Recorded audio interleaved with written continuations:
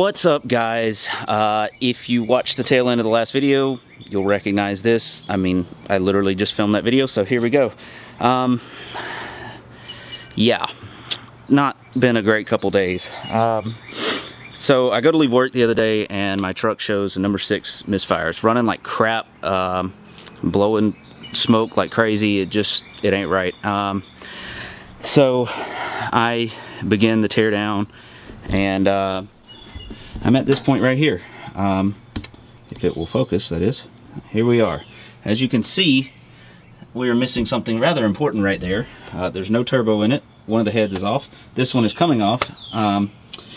So yeah, that's how my couple days have been going.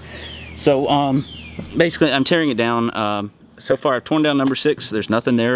Hey guys, I want to throw in here real quick, editing up this video. I realized I'd made a mistake when I was tearing the truck down, and I started looking into it. This cylinder layout's actually different on the Duramaxes. Most of the stuff I've done has been like small block Chevys and stuff, where the driver's side is the odd numbers and the passenger side is evens. Well, on this one, it's the other way around. So what I looked at was actually number 5. I tear into the number 6 cylinder later, and you'll see what I found. Not a cracked piston, nothing wrong with the head, so that's good news. The head gasket has definitely seen better days. I don't know that that's what failed, but it definitely needed to be replaced. It was leaking out the side of the head anyway, so I don't know what ultimately failed yet, but time will tell.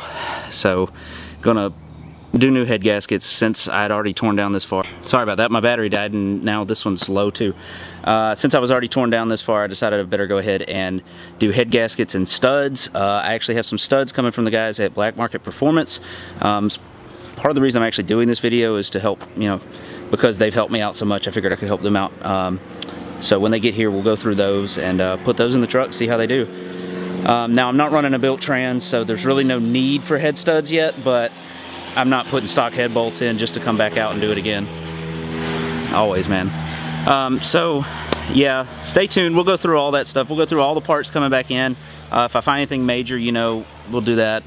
Also, the oil leak that I've had for the longest time turned out to be a turbo drain. So, it's kind of what I thought, and definitely that was leaking. So, if you have oil coming over the bell housing, that's a pretty good idea of what it is. But we're gonna have, new Y bridge, new up pipe on the driver's side, new manifold, get the heads resurfaced, new head gasket, studs, all that good stuff. So stay tuned, and we'll see what kind of a mess we get into.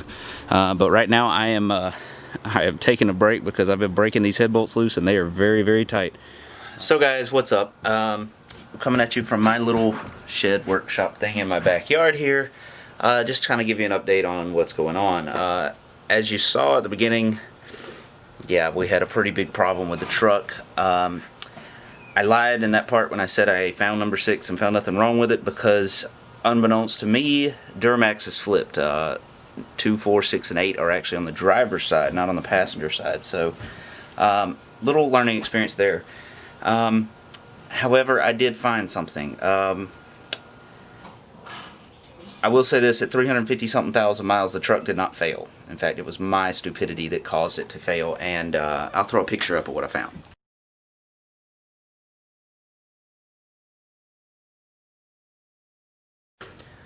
So, as you can see right there, I left a rag in the truck somewhere. The only thing I can figure is I stuck it in that intercooler pipe when I did the steering box, and took it about a week to get up there, which is crazy, but anyway, that's what happened. It was a rag in the intake. So, tore it all down. Now I'm doing head gaskets for a rag. If you look here, I got the heads back. Actually, I just got them back yesterday. The other one's in here. And I'm doing new valve seals, which are right here. And these little shits. Focus. Come on. There we go. Yeah, look like that. They just sit right on here. Seal your valves up. All that. I've done these two. I got those more to go. And shout out to Rust Belt Mechanic, because he actually made a comment about this. I've tried to find a lot of stuff to clean these valves off, and the best thing I found is Dawn dish soap and water, and that is cutting that crap. That is cutting that crap better than I ever thought it would. So I got the head surface. A little overview of what I got. I got some head gaskets here. These are actually General Motors head gaskets, AC Delco.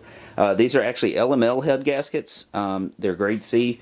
From everything I heard, the LML gaskets are actually a newer design, a better design, and it's the same block and all, so it should work. We'll find out. I also got a Fel-Pro just gasket kit. The only bad part about it is they don't label what gaskets each one is, so you will have to figure that out. It also didn't come with these. These are new turbo oil banjo bolt gaskets that go, on these lines up here for the feeds. What else? I got this magic little box right here. This I'm referenced. This is from Black Market. New head. These are the 8mm bolts at the top of the head, and big old hefty studs. Can't see that. Big old studs, nuts, washers, the works. In that box over there, we've got some more goodies. A Y-bridge, actually. I can't get to it, or else I'd show you. This box is actually from Rudy's. It's a new up pipe for the driver's side and exhaust manifold, and then of course the covers and everything else. So yeah, so that's where we're at right now. Yeah, so right now, like I said, I'm just trying to change these valve seals out. I'm not changing springs or anything as much as I'd like to. Just don't have the money for it right now. It's not hard to do, just a little time consuming. Also, another little note, if you are doing head gaskets and studs or something like that on your truck, look at Rust Belt Mechanic, look at Truckmaster. Both of them have great in-depth videos at how to do this. Alright guys, so I was going back and editing this video, and a lot of stuff is just missing. This was a hard experience to have to deal with because, as I'm sure most of you know, a head gasket job on a Duramax is not easy. It is not quick, it is not easy, and it is not that much fun, especially if you can't get to half the stuff. So I did not record like I was wanting to, or like I really should have if I wanted to do a video like this. The big points were, what happened, rag in the intake. That was my dumb mistake. Head gasket did not seem to fail. It looked good on every point. The only leak I actually had out of the head was out of the back side of the passenger head. Was a coolant leak, and I've had that for a while, and it wasn't bad, but it was enough to notice. So I got the truck all put back together, got the Black Market Performance head studs. They all went in great, no problems there. I got the Black Market Y-bridge. That was great. Not overly excited about the powder coat choice I made, but yeah, it is what it is. They did a great job. Great people to deal with. In fact, it took a while for them to get that part to me, the Y-bridge to me, because the powder coat actually screwed up, and they, instead of just sending out a subpar product, they actually sent it back and got it repowder coated at no additional charge. So I was very grateful to them for that, and it turned out great. It looks good, but I was toying around with the idea of wanting something that wasn't glossy, and it works, but it wasn't exactly what I wanted, and that's not their fault. That's just me not knowing what I want. So got that, and in fact, I don't have any video of it either. On that note, there was I actually was heading I got on the interstate about a week or two ago, and I wasn't accelerating hard. I've been driving the truck for a few months now, and it all of a sudden heard a big poof. Black smoke, EGTs up to the 1400 range, no power. The truck just fell on its face, and I blew a boot off. Well, if you know, in the bottom of the intercooler, there's that angled piece that's plastic from the intercooler that connects to that cold side pipe. Yeah, and I just didn't tighten the clamp enough. Luckily, I didn't lose any clamp or anything like that, and I got it back on there. So, but you don't want to over tighten that one. That could be really bad. So everything's been good. The Y-bridge has been great. Had no boost leaks. That's been absolutely wonderful. The fit was good. It's a pain in the butt to put in, but what isn't? The other thing I got the Rudy's up pipe and manifold for the driver's side. So no more cut down manifold. It's a full bore manifold. I would like to do a performance manifold on it, but I just didn't have that kind of money. Their up pipes are also really well made, 2-inch up pipes, and they're also a pain in the butt to get in there, but they do fit well, so no issues there. I also had to do a trans cooler. I had the trans lines that I went to put in, and I broke the top of the stock cooler trying to twist that fitting out, and so I had to get a XTP trans cooler. You know, it's a lot bigger.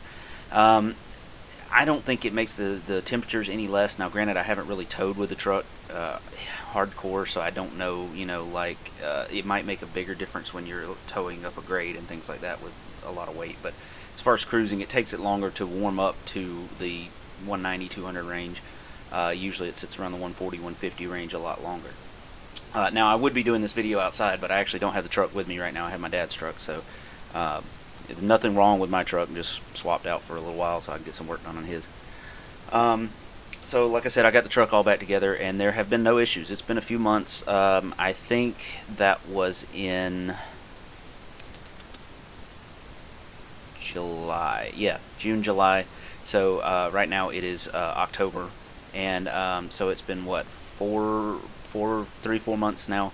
And I've had no issues. I still have a coolant leak somewhere, but it's not internal. I have to find it. I had one before, but I don't think that's on the head gaskets. And everything else is great with the truck. No issues. In fact, the power seems better right now than it ever has. I think it's not going to be long. I might need a transmission, but I'm trying to hold off on that one as long as possible. So yeah, that's pretty much it. You know, the moral of the story is check your intakes. If you're covering them up with tape, rags, whatever, make sure you get it out before you put it back together. I got very lucky. It actually split that intake port. You know, there's 2 ports. It split that, so the rag got held up there. It actually didn't make it into the combustion chamber. It can be really ugly if that happens. Unbeknownst to me, I could have just pulled it out of there if I had known that was the problem, but you know, I didn't. So the truck wasn't really hurt. No issues there. The new head gaskets have been great. The new studs have been great. All the other parts have been great. I do have to put a fuel pressure regulator in it. I don't know what happened. It just cut off half my video. But as I was saying, I got to put a fuel pressure regulator in it. I wish I'd known that when it was all torn down, but I'm going to wait till it gets a little colder, and then I'm going to try to do a video on that so that you guys can see what's involved with it. I also had some front end parts that I had to deal with. I got some video on that, and hopefully got new wheels and tires coming soon. I've got 3 of the 4. One of them I bought a set that was broke basically, and had to wait on 1 wheel, so it's back ordered, so that's taking forever. But that's all right. And I hope that we'll be, you know, back on a good schedule soon. It's just been difficult. So I appreciate you guys' support. I appreciate you guys' patience. There's always more to do with the truck. I'm gonna have more. I'm gonna try to record more. You can check out my Instagram. I usually upload there a lot better than I do YouTube. Still need to do more, but it is what it is. And if y'all like this video and subscribe, that helps out a lot. And I hope that you know, my experiences, my